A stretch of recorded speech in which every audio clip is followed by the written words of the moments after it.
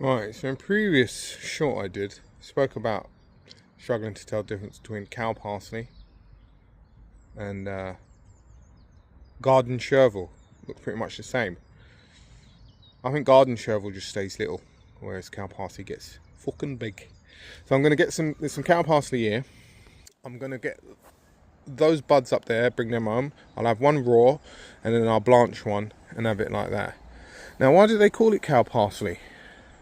I suppose because cows like munching on it. It's like a little, it's something to do with cows eating it, and people thought, oh, look at that cow's eating that like parsley looking stuff, what should we call it?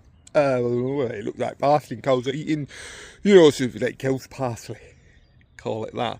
What's its Latin name? Because everything's got a Latin name, right? And I think this is Anrinthecus sylvestris, because the Italians are a bit more bombastic when they name things. You see them, they get angry. Oh, prego, I dropped the coffee. No, I dropped the coffee. How can I ever live with myself?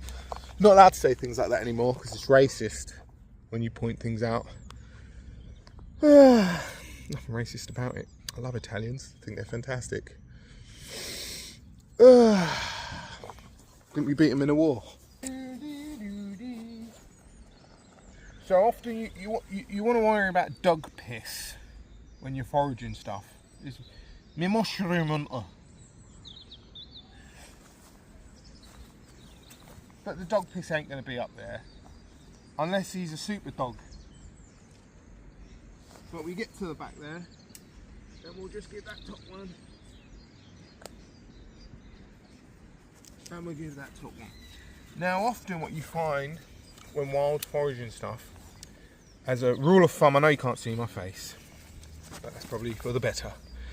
Like things like stinging nettles, a lot of these things have something called oxalate crystals, or oxalate acid. Oh, I just noticed where I did that roll earlier. There might have been a dog shit. So when you're eating things that may have oxalate crystals in them, I don't think you have to worry about that with the cow parsley. Is you eat things like cheese with it. Things like almonds or stinging nettles. Stinging nettles if you are a forager. But almonds, people think are a superfood. They drink almond milk, have their almond pasties, whatever it is, they put bloody almond crunchy nut flake. If you eat too much almonds, there's so much oxalates in it that it collects together. Spinach has a lot of it in it, and it forms crystals in your kidney. That's where you get kidney stones from. But a way to deal with that is if you eat lots of cheese, the potassium in the cheese binds with it in your stomach, and it stops it from binding with the calcium in your kidneys. So you're welcome. You're more than welcome. Legend has it that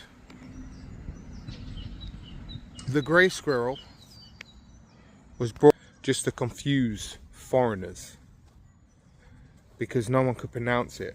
I might be making this up, this could be a joke. Because only the most sophisticated of Brits could say squirrel. And if you was a spy acting as a Brit, they would go, what's that little thing over there running around bushy tail? And you go, Kushi! I got ya. You try and get a Russian to say squirrel, mate. You got them in a second. They ain't got a chance. They ain't got a chance, mate. Ain't got a chance. Squirrel. This is Virginia. I come for supper. Squirrel. Squirrel. Squirrel. Sometimes I come out in the afternoon when the Polish people are leaving the Polski sklep, and I watch them pointing at these squirrels struggling. That's why they drink so much, because they just can't say it. They just get so, I can never say the squirrel. Can never say this rodent. Why they have name rodent? Just call rodent. Why you call squirrel? Anyway, because I'm lazy, we're going to go and set up the alcohol stove. I'll show you one more plant, which is a handy way to know when you're in February. I know we're in April now, but this is the first plant of flower every year, give or take. the lesser celandine. There's always like one flower comes up out of the patch. Tends to flower up in February. Can't eat the flower, lesser celandine. I believe its Latin name was Ranunculus ficaria. But these old fat geezers twizzle their moustaches in laboratories and go, hang on a second, oh Jeffrey. This one here has pants on, so we're going to change it from Vicaria to Vernia. We should get paid for that. So they've changed its name. It's no longer Ranunculus Ficaria. It's now Ranunculus Verna. So be happy you're paying those taxes, people, because these people, you know, it's a good thing they made that change. Did I forget? I always forget something. So with this plant, the leaves are so full of, I believe, tannins, maybe saponins, which ain't that great for you. There are ways to get it out, but with the leaves of the lesser celandine, they normally have a chevron on them, which makes it a bit easier to see. As they get a bit bigger, they get a chevron on them, like many clovers do. If you boil them, the leaves, you get some of that bitterness out, and they can be eaten. I can't remember off the top of my head vitamins in them, but they are quite good for you if you're in a pinch. But the tubers, so the roots are edible as well. They can be pulled out, skinned and boiled. Skinned and boiled, dear boy.